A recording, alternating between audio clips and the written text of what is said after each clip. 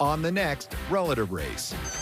Animal sounds and acting skills push the teams to their creative limit. What is happening? Team Blue takes their immunity in an entirely different direction. So tell me why we're going this way. Deshay's journey reaches an emotional high point. And Raymond's life is changed forever.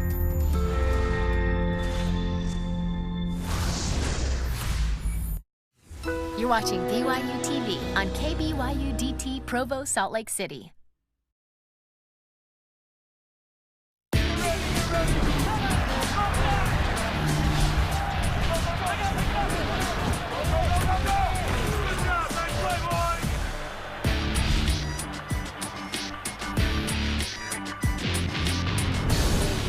Good Monday once again, Cougar Nation. Welcome back inside Studio C at the BYU TV studios in Provo, Utah for another edition of the Coordinator's Corner presented by JCW's The Burger Boys. Coming up on today's broadcast, we have with us BYU's offensive and special teams coordinators, Jeff Grimes and Ed Lamb, to help us look back on BYU's last game and preview the week ahead.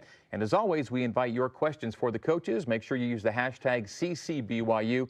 And we'll check out some social media later in the show. We begin today's broadcast by welcoming in BYU's offensive coordinator, Jeff Grimes. Jeff, good to see you again. Good to be back. So first up, before we get to the Cougs' big win over Boise State, which is a week and a bit ago, BYU coming off a second bye week now in the span of 3 weeks. With both these open weeks you've had, you've been dealing with a very fluid situation at quarterback. Yeah, and not only at quarterback, but several different positions, which has been a challenge for us, but good time to at least have a little bit of time to let some guys recover from injuries, hopefully, and build some depth. You didn't have Jaron Hall for the Boise State win. He had yet to clear concussion protocol. Is he back and good to go for this week? Should be, yeah. Based on what we're seeing at this point, we do believe he'll be ready to go for this week. Now, since Jaron was the starter before he got knocked out of the USF game in Tampa, is he back to being the guy this weekend at Utah State, or are he and Baylor Romney in competition mode right now? Yeah, we haven't decided yet. Both of those guys have done some good things at various times, and so we said we would let that decision play itself out and use the practice time to be part of that decision. And that's the thing, because both guys in their first starts had good games. Yeah, both of them done positive things. So, and both of them bring positive things to the table. So, and both are good team guys. And so, if you could start both, you'd start both, I think. But that's not really feasible, at least within our offense. And you've said on this broadcast before, you've been on teams, maybe just somewhat tongue-in-cheek. You've been on teams with no good quarterbacks. Now you got multiple good quarterbacks. That's a good situation to be in. No question about that. I've been on teams where we didn't have any as good as some that we have, and then I've been on others where if your starter gets knocked out, you're in trouble. Most teams I've been on have been that way, and certainly most have been if you're down to number 3, you're in real trouble. So I was really proud of Baylor and really proud of our group in general, of the team. We were down a number of guys at 3 key positions: quarterback, offensive line, and running back. And so to have that many new faces step in and play such critical roles, I thought was a really positive thing for them and our team. So without the number 2, Jaron Hall, with the number 3, Baylor Romney at quarterback, BYU welcomed in 14th-ranked Boise State to Provo 9 days ago. Cougs get the 28-25 win.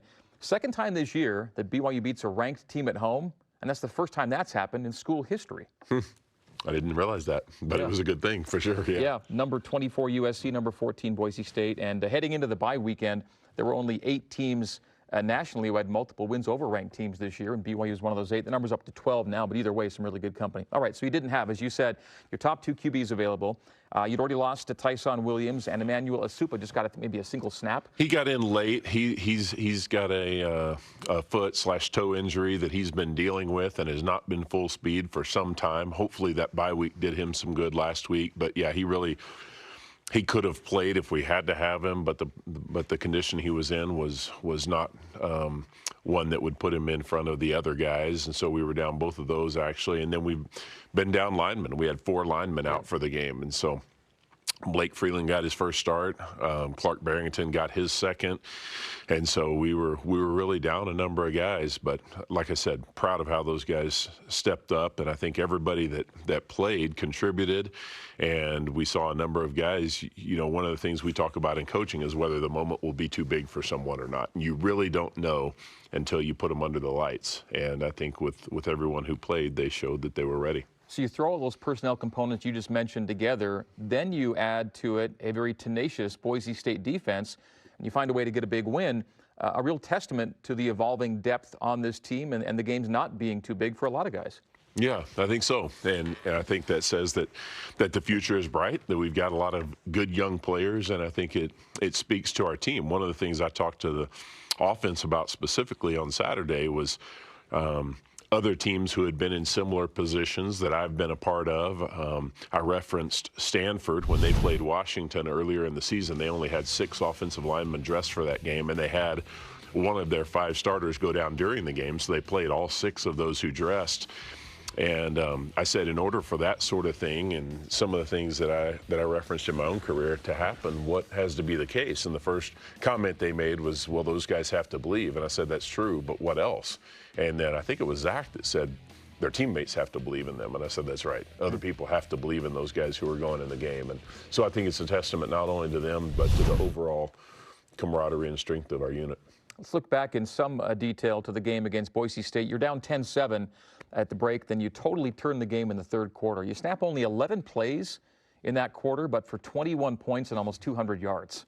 We should call those plays more. whatever plays we call that quarter, if we scored on 3 out of 11, let's do those more, right? Well, the scoring plays in the third quarter were a long Finau touchdown run. And by the way, how nice to see Sione Finau get his first touchdown as a Cougar. I'm so proud of that kid. He you know, last year was a freshman and just wasn't quite ready, still getting bigger and stronger, learning the offense, and at times dealt with being a freshman and frustrated like so many good high school players that come into a college program. That his long touchdown there. But this year has just worked so hard, had a positive attitude every day, and so I knew he was going to be primed for a breakout game before long, and so yeah, I'm really proud of him. The other 2 touchdowns in that third quarter were each touchdown passes to Matt Bushman, and both plays are worthy of some additional discussion. First up, the 4th and 1 call from the Boise State 27 to Matt. Yeah, so this is a play that we put in. We've discussed it as an offensive staff a few times. It's a play that I actually learned in a roundabout way from the Boise State coaching tree. You know, I coached at Boise State in 2000. Left, Dan Hawkins became the head coach, and then I joined Hawk at Colorado with a number of guys, several of which who are on Harson's staff at Boise right now. A play that we ran at Colorado was the 4th down play that we ran to Matt, and it's a play that had its origination at Boise State. Maybe it was before that, but it's where I learned it. And so it was kind of funny to call that play against Boise, but I felt like it would be there because of their aggressive nature on short yardage. On 3rd and 4th down, they're a very aggressive zero coverage team, and so I felt like it would have an opportunity. And was there a little bit of an element of deception on that play right at the start? Yeah, there was. And I thought Baylor did a good job, you know, and we have not been an under center team a lot this year. And when we had in the previous game, we'd had a couple of quarterback sneaks. And so we made it look like that, and like he may have dropped the ball a little bit. And Matt simulated a block and then popped open. And so I thought the players executed it to perfection. Yeah. So you score there, you're rolling a bit. Then really key, the next series, it's a Jackson Kofusi pick, and you take only 2 plays to get right back in the end zone. This time it's a little reverse flea flicker from the 39-yard line. Yeah, a play that we ran and had a great play on it earlier in the season. And this is a play that A-Rod brought to our staff, and he's used it when he was at other places, and we've looked at other teams run this same play. We watched Arizona State run it on film, Texas Tech run it on film, and so it's a good play that you can call more than once in a season. Like I said, this was number 2 for us, and it's not one you can use every week, but it's one you can pull out every 4 or 5 games. And I thought I saw a very similar play run by the Rams yesterday in their game in London to Cooper Kupp, by the way, Goff to Kupp. It was reminiscent on the other side of the field. Fun play, productive play, and one that had Matt Bushman onto a big night. Team-high 5 catches, team-high 9 targets, 2 scores. You lead your team in receptions and receiving yards now, as he has for each of the last 2 seasons, and not coincidentally, Matt Bushman was your Offensive Player of the Week for the Boise State game. Yeah, obviously he made some big plays.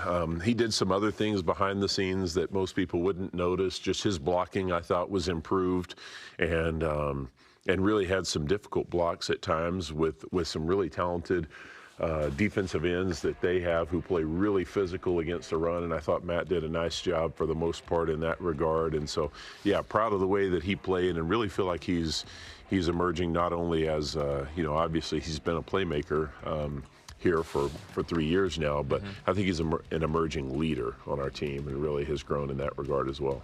When the time comes for him to consider next level, how much do the pros concern themselves with the blocking component of a tight end who's such a good receiver? I think it depends on the team and what they're looking for. You know, some want a guy who can do both. Some will take a guy who's a great receiver and doesn't block much in college and just say, well, we can get him to be efficient enough in the blocking portion of the game. I think everybody wants tight ends who can do both. Each team may just put a different weight emphasis on either part of it. Yeah. Do you think Matt's a next level guy? Certainly, yeah. I think he is. I think he's got as good, if not better, ball skills than anyone I've been around, and I think he's become a better blocker. And I also think he's really worked hard this year on his route running. And that's something that's undervalued a lot. The ability to get off of coverage, and that's something that's important for him, and going to be even more important because people don't want to just let him come open. They just don't let guys like that beat them very often. Often he'll get double coverage, or if they have a guy who's good enough that they think can play him man, then they'll press him with that guy, particularly when he's split out, and see if that guy can keep him getting off the line. And so I think he's evolved this year in those other two phases of his game. Have you coached any college tight ends who are a similar comp to Matt?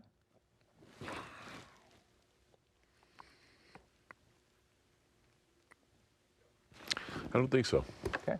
Yeah, a little different skill set. Okay. We'd be remiss if we didn't mention briefly how BYU sealed the deal to end the Boise State game. It was the return of scrum formation. Fourth and less than a yard to move the chains and lock it down.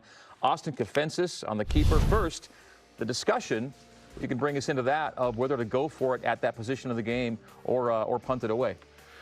Yeah, obviously that was a key decision, but honestly, I really don't think Kalani ever considered anything else. I think he knew in his mind what he wanted to do right there, and I think that shows his confidence in our team, in not only the players who were touching the ball at that moment, but I think it's that play is representative of the way that he believes in our team. And then there are different ways to get fourth and less than a yard. Why is scrum a good call there, or the right call in this case? Well, I think you have a number of things going for you there. You have a guy who's very confident with the ball in his hands in Austin. You've got a big group of guys on the field, guys like Kairos Tonga and Diane Gwalanklu, who's one of our best players, involved. So you get those guys involved, put your best players on the field, and let them have an opportunity to go win the game. Peyton's also in that mix, right, Wilgar? Yeah. On that wing at least, yeah. All right, good stuff. That's how it ended up. Break time, folks. And a reminder that BYU football with Kalani Sitake is on tomorrow night, Tuesdays, 8:30 p.m. Eastern, 5:30 Pacific on the BYU TV app. Then watch it on BYU TV at 1 p.m. Eastern, 10 a.m. Pacific. More with offensive coordinator Jeff Grimes is coming up next. This is the Coordinator's Corner. We are brought to you by JCW's The Burger Boys. Welcome to a partnership where customer experience comes first. It's our focus. It's your expectation. We provide support to those that go the extra mile for all of us. Supplying products, training, and service for generations. Learn more at bradyindustries.com. Her mother says, you can't marry him, you haven't known him long enough. Now look at it, almost 7 years. We have 33 grandchildren. The Lord's blessed us in many ways. I can't believe that it's been almost 70 years ago that I married him, and he makes every day of my life a happy one. We're the Gandys. And our wife is our family tree.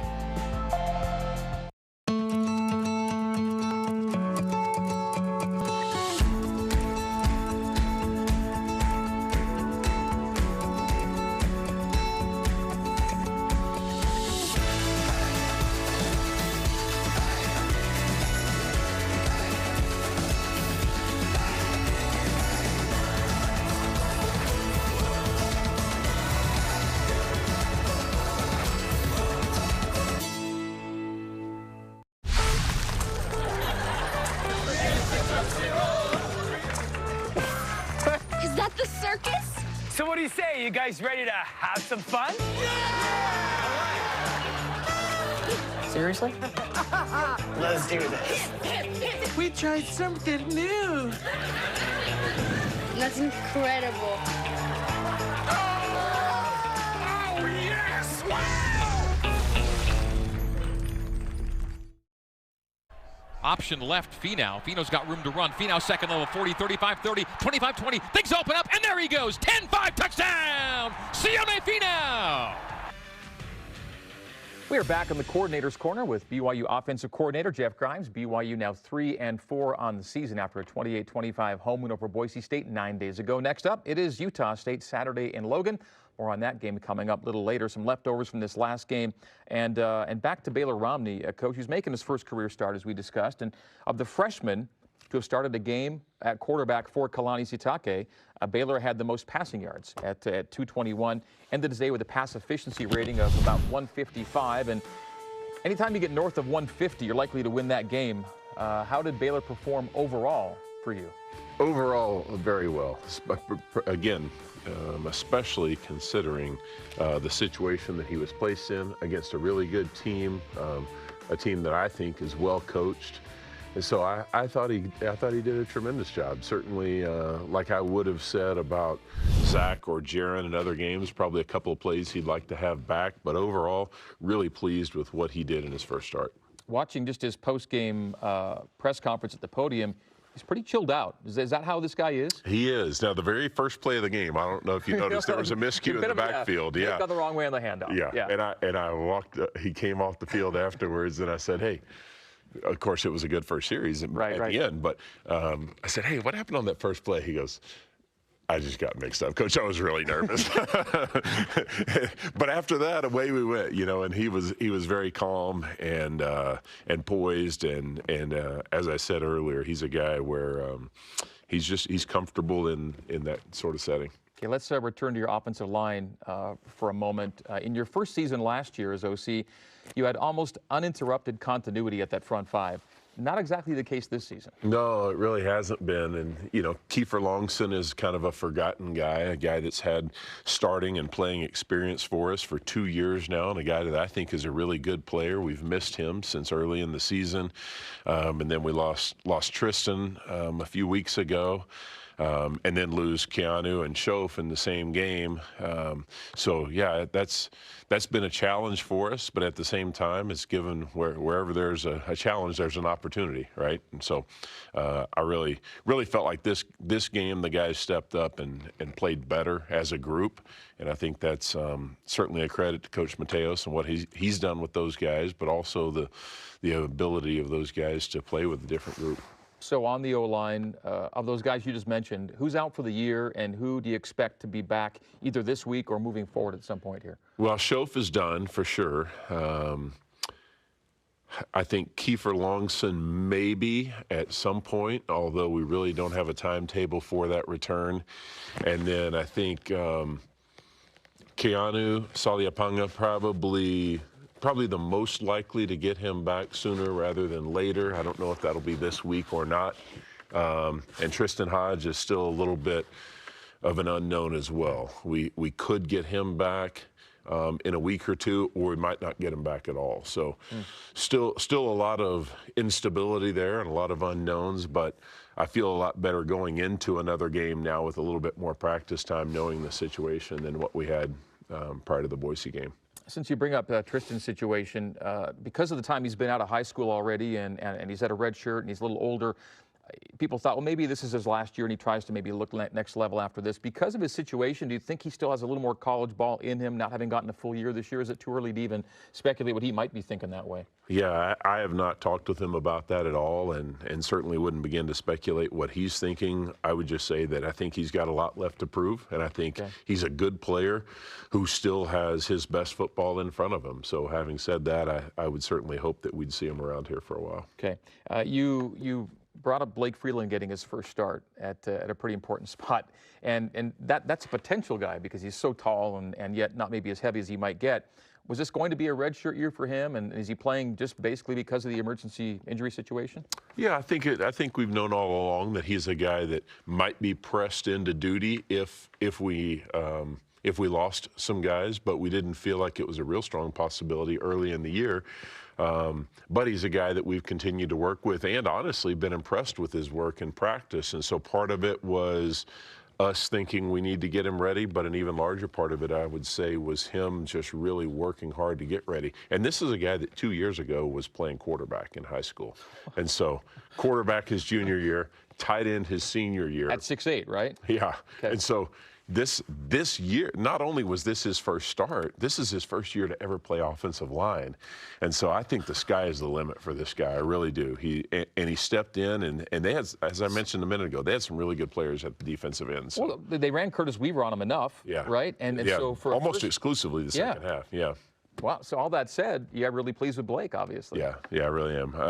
I really like that kid, and I think he's just got a world of potential. That's exciting. Way back in the day, Mark McGuire had a brother named Dan who played quarterback, and he was 6'10". I remember, Yeah, San Diego State. All right, before you got to BYU as the OC, you'd spent your career basically as a sideline coach, but then you became a booth coach here at BYU. But then against Boise State, we saw you back at field level. So why did you want to get back downstairs and back in front of your guys down there?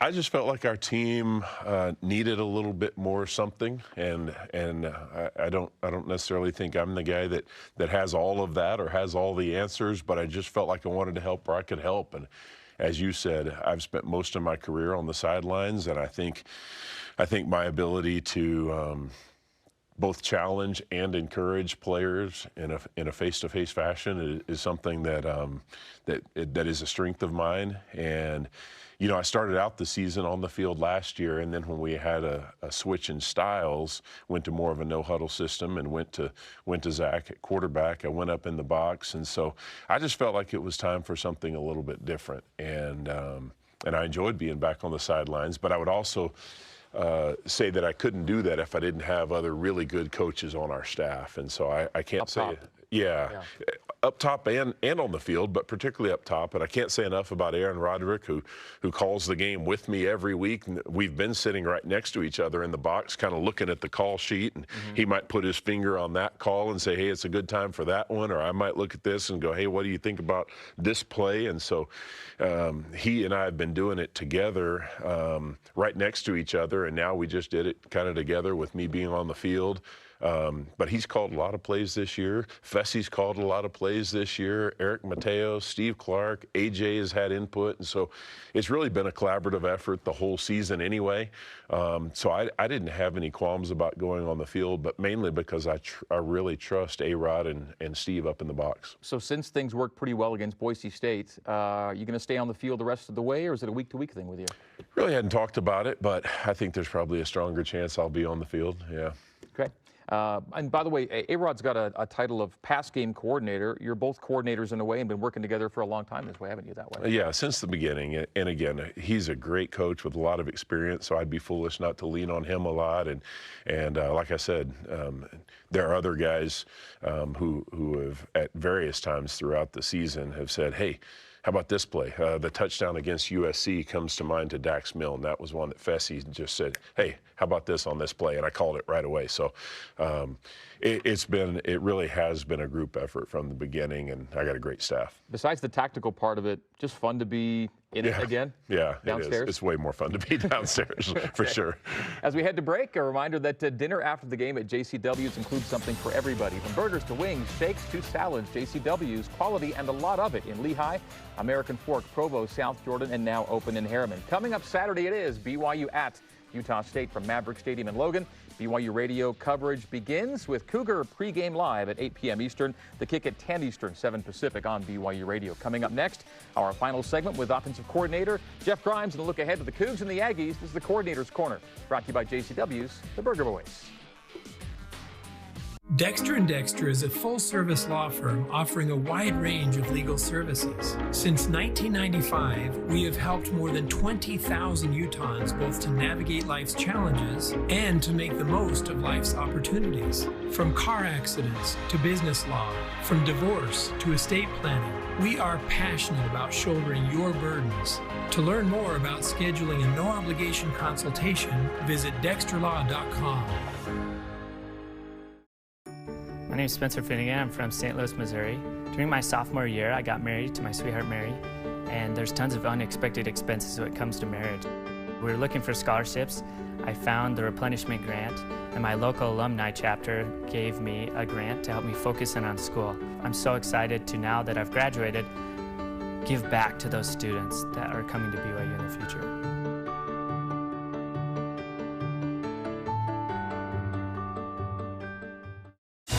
It doesn't take something huge to make a difference. How many people in your house?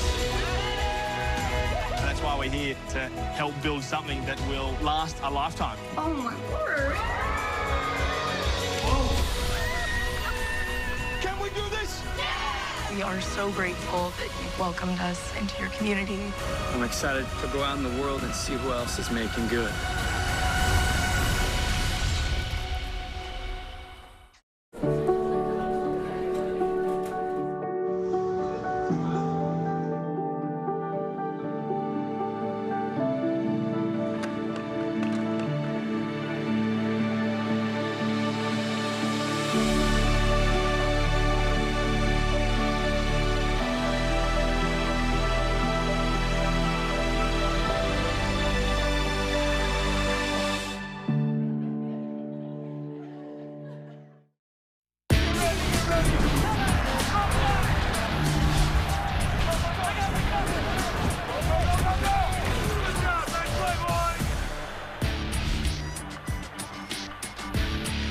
You're in the Coordinator's Corner, brought to you by JCW's The Burger Boys. BYU now 3-4 on the season, coming off its second bye week of this year and looking for back-to-back wins for the second time this season, playing this Saturday at 4-3 Utah State. While BYU was off, the Aggies were getting tuned up at Air Force 31-7. The Falcons won that on the weekend. Offensive coordinator Jeff Grimes, some early week thoughts on the Aggies defensively.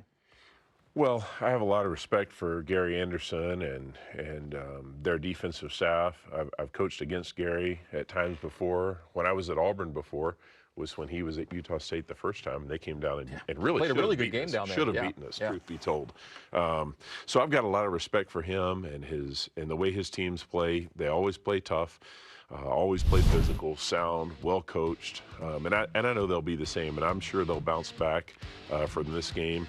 You know, the game they just played against Air Force, it's almost kind of like you wish that hadn't happened because you just you poke the bear and you find out what they've really got. But, you know, either way, this game is going to be one that we know we're going to get their best shot. And so they're a defense that typically, and prior to this last week, has played well against the run. Made things hard, not giving up big plays, and just been very sound. So I think that's what we'll see in Logan Saturday.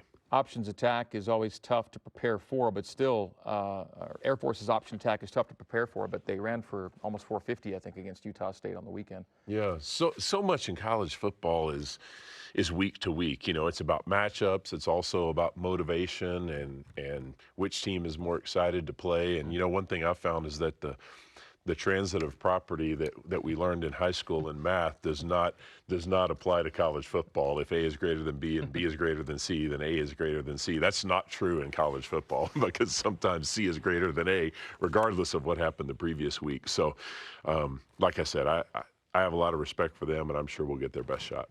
Ags have allowed 30 points or more in all three of their losses, or allowed 24 or fewer in all of their wins. BYU right now is at 23.1 points per game on offense. You'd like it to be higher, but when BYU scores 24 or more, the Cougs are 20-3 in the Sitaka era. Now, 24 is not a huge number, but if you're scoring 24, you may actually go to score more. And BYU's 18-1 now, and they score 28 plus in the Sitaka. You want to be at least probably in the high 20s, low 30s on an average, wouldn't you say? Yeah, certainly. And as an offensive team, you know, you you're part of a team, but you're, as an offensive unit, you're focused on what you can do to help the team win, and certainly that score as many points as you can. I think our entire team plays better when we play better on offense, you know, and that on one hand might go without saying, but I think our defense feeds off of us, and so when we score, I see a better defense on the field, and so I think we're responsible to not only score points, but to give our defense hope and life. And when we do that, then I think they feel confident and they go out and get stops and turnovers, and it has kind of a cyclical effect. I think BYU's now maybe on 18 straight wins, I think, when leading in average starting field position margin. And the reason I love that stat so much is because it is truly a team stat. The offense contributes to it, defense and special teams as well. And that's been a big determinant for BYU. Quick social media question here from Stephen Freeman. He says, I really like how the O-line seemed to respond to Coach Grimes being on the sideline instead of the booth. Coach, in all of your time in college football, have you ever seen an award with a cooler name than the Porter Rockwell Protector of the Week? And could you get into that a little bit? Yeah, I think that was all Eric Mateos. I got to give him credit for that. And, you know, I think he's done a great job really relating to these guys and kind of becoming their second dad or uncle or whatever you'd like to call them. I think he's got a great relationship with them, and I think they trust him. And he's made the game fun for them, and that's one of the things that they've taken pride in. And so every Monday, it's one thing I look forward to is I always make sure I'm in the O-line meeting for the first part of that, where he kind of says who gets that award and who played the best game of the week. And so anyway, he did that. He came up with that, and I think it's a really cool thing for our linemen to grab onto. And like I said earlier, I think our guys are growing and moving in the right direction. I know he has to be a disciplinarian at times, but is Eric the fun uncle? Can he be that too? He is the fun uncle, yeah, more so than me for sure. Okay. But he can also be the guy that snaps on them in an instant. They kind of go, "Whoa, what just happened?" So, yeah, he gives equal parts. All right, Coach, we will see you in a couple of weeks. Best of luck this weekend in Logan. All right, thanks, Greg. All right, that is Coach Jeff Grimes. BYU TV leads you into kickoff of the Cougars in Utah State this Saturday from Maverick Stadium. Watch countdown to kickoff Saturday at 9 Eastern, 6 Pacific. The game on ESPN2 and BYU Radio, with BYU TV returning for post-game coverage right afterward. Coming up next, Special Teams Coordinator Ed Lamb joining us in the Coordinator's Corner. We are live in Studio C on BYU TV. Stay with us.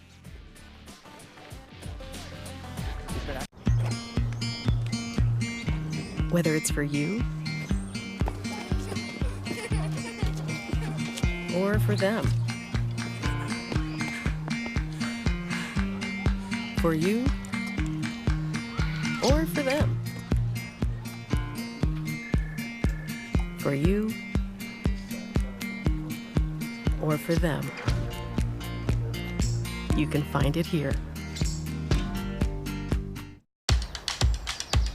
This is where we dominate. Our playground, place of business. This is our promised land, where we seek to find ourselves. And we're here to make sure the spaces our best prove themselves on appear how they should.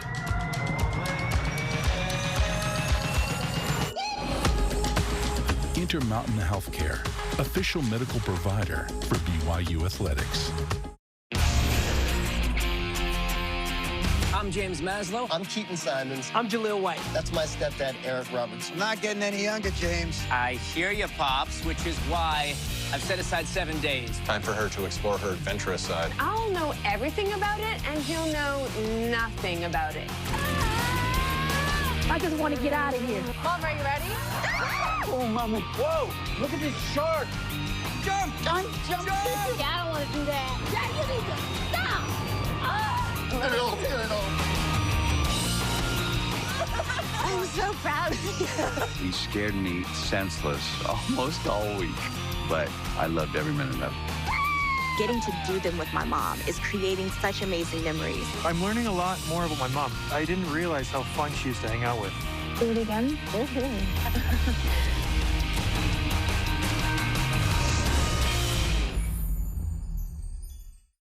Joel Velasquez to punt it away. 38 on his last boot.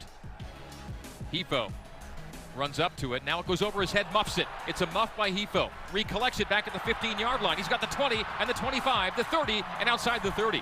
Nice recovery there by Aleva Hefo. BYU setting up first down and 10.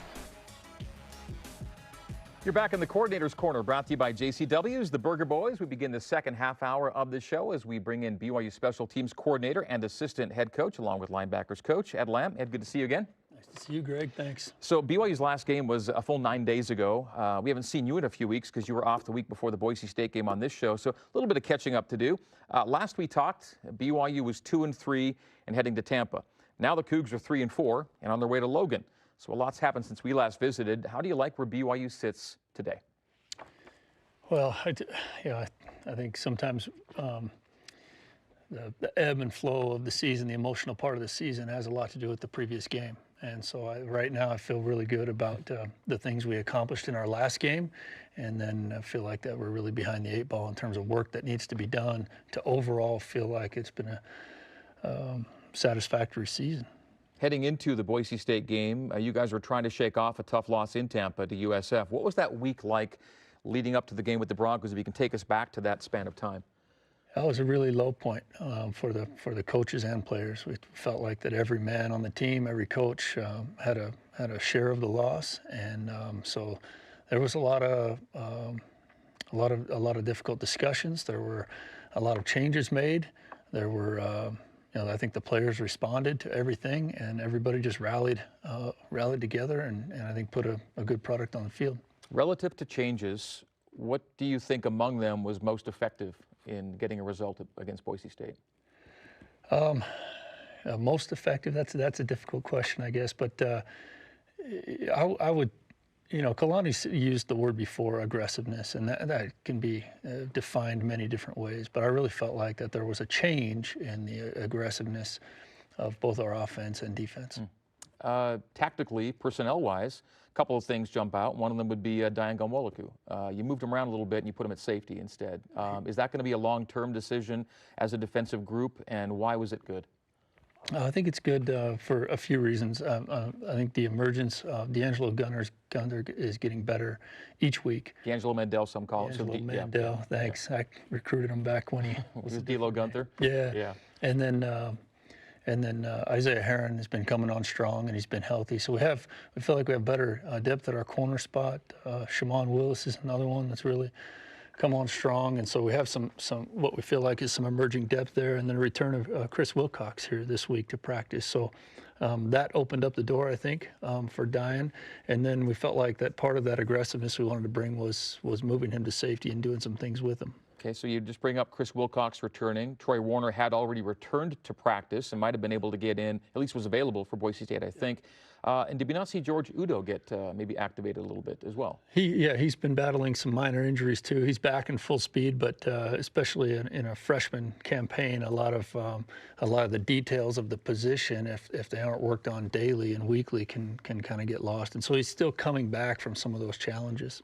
Well, relative to Warner and maybe Wilcox particularly, are we still looking at the 4-game situation for those guys and ticking off the boxes when they can play 4 if they get into 4, that kind of thing? I hope so. Yeah, it's probably not the first priority. The first priority is to put the best product we can on the field every game, and but we want to be smart too. We don't want to have them play 4 games and 3 snaps, for example, and waste the opportunity for a whole year. But both of those guys are team-first guys, and we're going to do everything we can to maximize what they give the Cougars long-term. Could this be a week Troy gets on the field at Logan? Absolutely, yeah. Troy's ready to go. I thought he was looking really good in practice last week, and we feel really good about having him back too. John Wooden is fond of saying you can't win a game with emotionalism, but I think you can probably count on intensity of focus and an abundance of energy, and I think you had that. It felt like it was just, I don't know, like a reinvestment or a different level of engagement against Boise State. Is that a fair assessment? Or? Who am I to disagree with John Wooden? I agree with him in the sense that I think every team should be a reflection of their head coach, and I think guys respond and look to the head coach for composure or excitement. And in John Wooden's case, he was the epitome of composure at all times. Coach Sitake he's passionate. Teams win like that. Teams play like that. There are other head coaches winning national championships that are passionate in that way. And I thought he led the way, and I thought the players responded with that passion. Is that the kind of thing that can be replicated, do you think, for 3, 4, 5, 6, down the line? I think so. I think that there's a growth and a realization with each team that who the leaders are and who are those out front leading the way. And in this case, we're talking about passion. And I think, obviously, Coach Shiitake feeds off the players and the players feed off of him. And I think that's our challenge, is to keep that going. Looking back a little bit at the Boise State game itself, BYU was scoreless in the second and fourth quarters, but then scored 28 points between those first and third quarters. And that third quarter was the game changer, obviously, 21-0, and just flipped things right around. We felt fantastic at halftime. We felt like we were moving the ball really well. You were down 10-7. We were down 10-7, but we felt like that we were getting the stops that we needed. They had an opening drive where they connected on some third downs and some longer yardage situations, but we felt like we were creating situations that we wanted on defense. And then we felt like offensively we were able to run the ball and throw the ball, and there were successes to be had. And the score wasn't right yet in terms of what it should have been, but we really felt positive about the way it was going. BYU took a 28-10 lead into the fourth quarter, and it held up. What was needed to close the game with Boise State was that 4th-and-1 conversion with just over 2 minutes to play. It was time to turn to the scrum formation again. Not before some timeouts and video reviews and enough time for a long discussion. How did those conversations go? Our discussions on the headset were the whole time to go for it. That we needed a yard to win. There was too much time and too poor of field position, and only a field goal needed by the opponent, to push the game. And so we really felt like that when it's 1 yard to win or 1 foot to win, that we want to go for that, and we feel good about it. We've got a play that we've practiced. We've got the right personnel in there. It's a whole team effort. There's offensive players, defensive players on the field. And when Coach Shiitake felt great about it, he looked in the eyes of the players and saw the same thing. Now, you're a linebackers coach. You are a special teams coordinator. You were also the director of scrum formation, as far as I understand it. Right. How did this become your baby, and what's the genesis? Well, it's the genesis is, when I was a head coach at Southern Utah, we were first getting the program going, and there were times where we just didn't have the personnel to match up, and so we needed some things to get us going in short yardage situations. And so Steve Clark was the offensive coordinator, and we ran that back then as an offensive play, and it became something we used successfully in 4-minute drills and short yardage situations. And then here, the first time we used it as kind of a field goal substitution look. And so we wanted the opponent to think that the field goal team was coming out. And the first time we used that was against the University of Utah. And they had to kind of scramble into a defensive formation out of their field goal block unit. So there's a special teams component. There's a special teams component to it. And then our offensive staff and Coach Shiitake have just been really, I think pleased with the direction, and think it adds something, complements something to the offense. But it's always something we need to be careful about. We don't want in any way to send a message that it's not complementary to our offense, or that our offense is incapable of those situations. It's something that's hard for the opponent to prepare for, and hopefully adds something to the whole team. It has some different personnel possibilities and multiple ball carrying options, actually. Consensus on the keeper has been the most consistent, but we've seen Diane score a touchdown off it, for example. How do you go about figuring out the best way to run that play out of what might look like one look? Yeah, it's really about taking a first look at what the opponent is giving us, and then what the situation is. Like in the situation for the game there, I don't like taking the ball off the line of scrimmage. You have to snap it, and so the ball has to come off the line of scrimmage a little bit. But in terms of a shotgun snap, or what a lot of offenses are built for, we just feel like the closer we can keep it to the line of scrimmage and move forward for positive yardage, the better. And so even though we have some more plays out of that, really the bread and butter of that play is the quarterback sneak. Anytime Kairos Tonga gets on the field on offense, it's a bit of a headline, and he gets on the field in this formation. Yeah. How nice is it? Well, if he's used as the momentum safety net at the back, that's not a bad guy to have, is it? No, he the way we say it is, Austin secure the football, and he did, and he does a great job of that, Austin Confensis. But then Austin's carrying the football. Kairos is carrying Austin and the football, and then Diane, he decided to get in on that too, and he's the one who actually lifted it for the final push. And you operate that with a couple of wings. With Peyton, we mentioned one of your linebackers, Peyton Wilgar, gets in there as well. He does, yeah. Okay, fun to, and more than just an interesting thing, it's a productive thing, and actually a game-sealing thing for BYU against Boise State. All right, time for a break. When we come back, Coach Lamb on the Cougars' gift for thievery in 2019, and we look back at some more players of the week from BYU's last game as the Coordinator's Corner continues right here on BYU TV inside Studio C.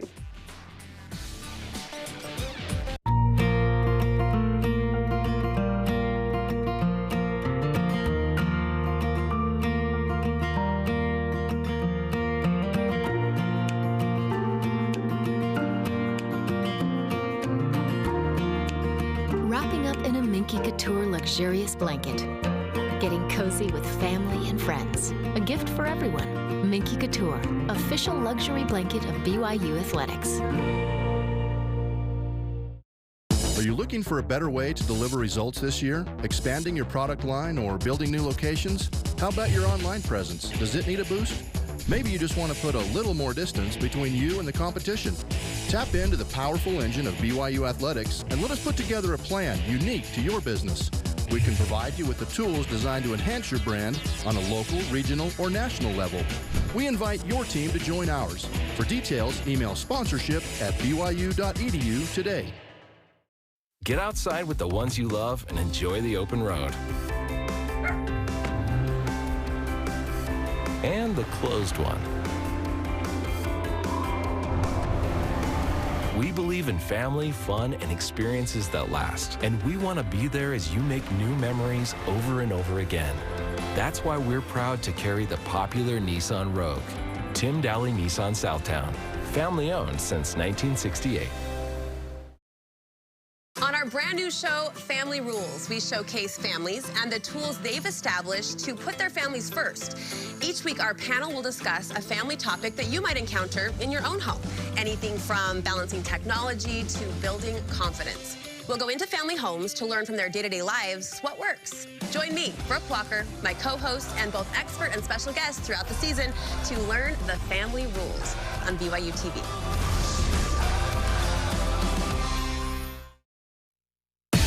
Coordinator's Corner is brought to you in part by JCW's The Burger Boys, Bailey's Moving and Storage, more than just a move, Siegfried and Jensen, serving Utah families for over 25 years. Back on the Coordinator's Corner, we visit with BYU's special teams coordinator, linebackers coach, and assistant head coach, Ed Lamb. BYU coming off its second bye week with Utah State coming up on tap in Logan this Saturday. So it's BYU's second open week in 3 weeks. A little unusual, but every team dealing with multiple bye weeks this season. Any difference in how the staff and team have handled the byes from the first one to the second one here in October? I thought our first bye week, we put an emphasis on getting the players back healthy. We practiced with a lot of speed, and then, it didn't turn out the way that we wanted to. And so I think we want to get a little more physical in our preparations.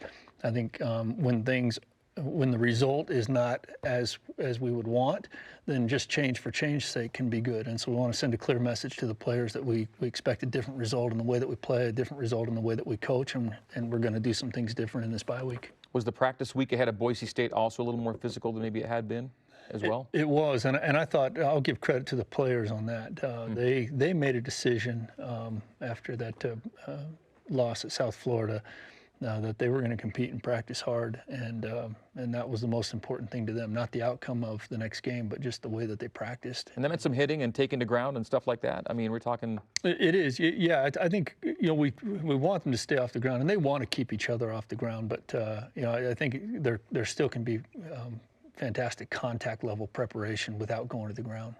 One of the strong suits for BYU this season has been ball security on offense combined with tenacity on defense. BYU's finished with a positive turnover margin 5 times in 7 games. The Cougs have had 3 turnover-free games.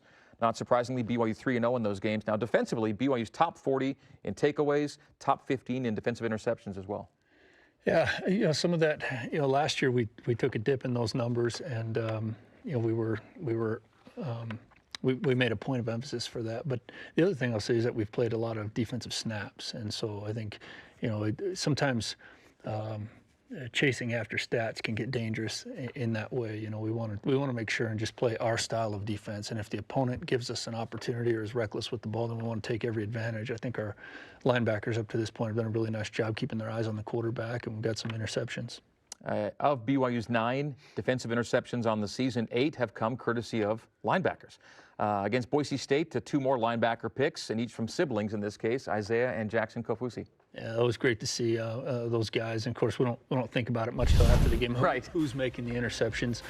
But what's been really good about that linebacker group is there's a lot of guys that roll through the game. They keep each other healthy. They keep each other fresh, and they're delivering.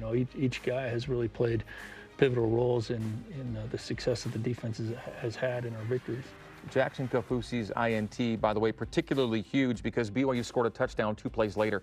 If there had been one thing lacking maybe after the Cougs' sudden change plays this season, it had been the scores after takeaways, something opponents have been doing a lot of this season. Turnovers gained are great. Points after turnovers are even better. Yeah, I think it's the mark of a team that really is fighting together for victory. I think you know, sometimes when on a team that's not very successful, a defensive stop can lead to offense not being super motivated. It's almost like two separate teams, and vice versa. The offense will score on a poor team, and then the defense will go out and give up a score. I think just putting back-to-back series together of stops, whether that be takeaways, whatnot, a good special team series, a good offensive series, that's the mark of a veteran team. Before we put the Boise State game totally to bed, we're going to look back and recognize some players of the game from that contest on both special teams and defense. Special teams player of the week for you was Skyler Southam. Skyler Southam and the whole kickoff team. I thought that was really the unit that shined the most on special teams. Skyler put the ball in the corner, a very dangerous kickoff return man, and he was able to put the ball in the corner with great hang time, and we got some Boise State with some really deep starting field position, forced them into some bad decisions to bring the ball out of the end zone and off of their own, inside their own 5 from the corner of the field. And then all the kickoff guys did a great job of running down and finishing off the play. Defensive players of the week were Kairos Tonga and Diango Moloku. Yeah, you know, Kairos is always a physical player. He always gets pushed. The difference to me in this game was that he was throwing his body.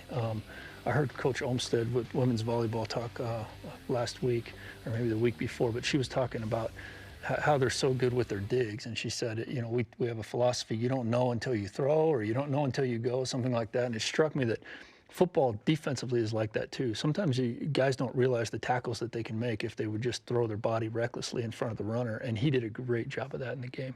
I saw a nose tackle for the Chiefs last night chase down Aaron Rodgers and literally throw his body at Rodgers at the sideline to make a play that I didn't think he could make because how big he is. Yeah, and it's contagious. You know, Lorenzo Fautea had one on our sideline in the Boise State game too. So love to see those big guys run and throw their body. All right, time again for a break. And as we do, this reminder that for your day-to-day Cougar Sports play-by-play, tune in weekdays to BYU Sports Nation at noon Eastern Time. Coming up on our final segment of this week's show, Coach Lamb helping us preview this Saturday's game at Utah State. You're in the Coordinator's Corner, brought to you by JCW's The Burger Boys. Back with more right after this. Excited for the reboot. The teaser looks really good. So Sammy, are these yours? Mom, what are you doing here? Can't a mom just drop in on her special snowflake? No, really, what are you doing here? I'm moving in with your sister to make sure you two eat healthy. We know how to feed ourselves. Just like you know how to decorate. Don't worry, I took care of that too. The girls are gonna love it. BYU Meal Plans. Home cooking without mom. Call it a path. Or a way through. It can be arrow straight or have twists and turns. It's life's financial journey, and Mountain America Credit Union is here to guide you every step of the way. With timely advice and affordable products, this is your journey. Let's begin together. We're Mountain America, guiding you forward. We've got two incredible families here tonight. Let's bring them up here. I'm going to give you each a star to begin the game. Go, go, go! Your turn to play.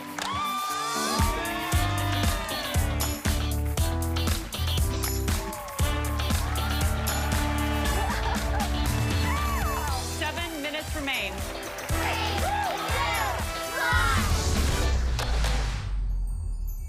I fix to make things better. I fix because I want to. Because I can. Because somebody has to. Because it's my responsibility. I fix because when there's a problem for someone else, it's my problem. And I don't like having problems. So I fix them. I fix because humanity is made of humans. And sometimes people just need a boost. To reach the highest branches of the tree. And the fruits of their labors. Become the fruits of my labor. That's why I'm a fixer.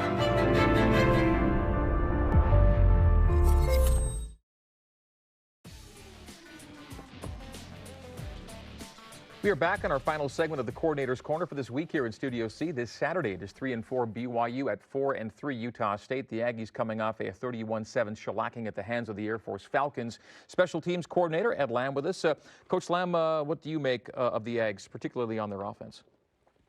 They're a really good football team. I don't put much stock in what happened at Air Force. That was cold, windy game that may have taken some of the steam out of Air Force's offense, but also or out of Utah State's offense. But Air Force, I watched the game on television and now on video. I think this is the best Air Force team that I've ever seen. They're really strong offensively, defensively. Special teams do a great job. So, Utah State dropped one, and that happens. And it might have been, if the game had been played on a different day at a different time, I think they would have competed much better. But it's a team that has our full attention. They've absolutely worked us the last 2 years, and it's an important business for us. Their quarterback, Jordan Love, has more INTs than TDs right now. He's never been a real running threat. Last year, though, through the air, very efficient. Had accounted for 5 touchdowns, 4 of them through the air, ran for 1 as well. What do you see out of the guy that makes that thing go in Jordan Love right now? He's the same guy. I think as a whole offense, maybe from the coaching staff on through, they're trying to find out their identity. They're running the same formations and the same plays that they ran. I think Jordan's still the guy that makes them tick and go, but they just, I think, have to find their rhythm. We've gone through some of the same issues, with our offense, who's playing at what positions and who are their guys to get the ball at what time and how much run and pass and which sets up the other, and they're still working through some of that. But we've got to make sure that they're still going through it when they play us. A couple of good running backs, number 1 Bright, number 20 Warren, both guys averaging better than 5 yards per carry right now. Yeah, they're a really capable team in all facets. They've got good receivers, good running backs, a good quarterback. I mean, they're in all ways, they're a real threat offensively. Seemed to me that BYU kind of leaned into Boise State having beaten BYU 3 times in a row. They didn't shy away from it. Kalani was happy to acknowledge the fact that, it means something when a team beats you 3 in a row. Now, Utah State's won back-to-back games against BYU, and they last won 3 in a row back in the early 70s. So not a big deal once the ball is snapped, maybe. But can you appeal to the players' sense of pride as you prep for a game? And, is there value in using rivalry and history to get a team ready to play? I think of course, we have to set the table. We have to let the guys know they're young guys with a lot on their minds. They've got tremendous pressures and distractions, and so we want them to know the history. Every guy that's playing a key role this year wasn't on the field last year, and so we have to let them know the history, let them know the trends, and in the end, it's going to be them that decides, are they hungry enough to fight for a victory? Now, this last question for you is kind of a question dealing with BYU's offense, but I think you can speak to it. This will be the last thing we talk about. So much of BYU's success this season was, I think, predicated on Zach Wilson being a big part of it. So not only has he gone out, but Jaron Hall's gone out. You got down to a number 3 against a number 14 ranked team, and you won that game. What does it say about BYU that you've been able to do what you've been doing, even with personnel being the way it's been, especially? I think it shows the toughness of a team. A tough team doesn't always have to be good, and we haven't been good enough this season. We want to be better. We have to be better. We're working to be better. But what tremendous toughness for the guys to not give up on each other and to go out and fight for the win. And that's what we need to do again this week. All right, BYU and Utah State in Logan this Saturday. It's rare that these teams play in November. Usually it's a conference weekend thing. Only 7 times have the Cougars and Aggies met in the month of November. But BYU 7-0 in the month of November against Utah State. We'll try and keep that one going. Good luck this weekend. Thank you. Okay, all right, thanks. That'll do it for another edition of the Coordinator's Corner. Next week, we visit with Coach Lamb and defensive coordinator and defensive line coach Elisa Tuiaki. For coaches Ed Lamb and Jeff Grimes today, I'm Greg Wrubell. We'll see you again next Monday right here in Studio C here at BYU TV. It is the Coordinator's Corner brought to you by JCW's The Burger Boys. Have a great week. Go Cougs.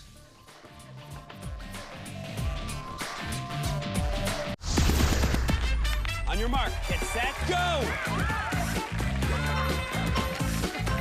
Yes!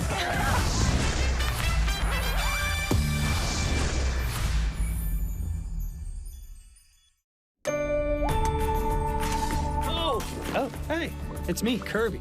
My mission? 1, I want to meet with Tawana. You're terrified of horses, yes, but you think you're going to be a winner at this, right? Yes. 2, I want to see why they do it. 3, I want to learn how to help a disabled person ride a horse. And 4, I want to be a cowboy. Make my home state proud.